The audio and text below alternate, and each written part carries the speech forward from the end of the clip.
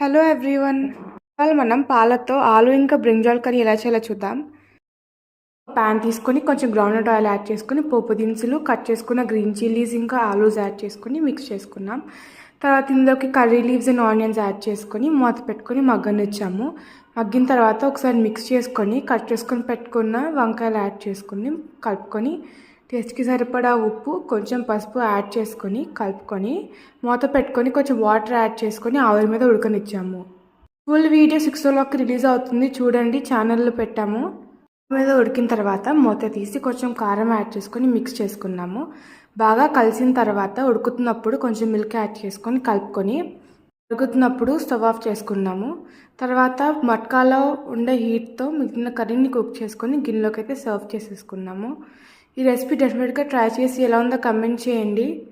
Please do like, share, comment and don't forget to subscribe to our channel. Thank you for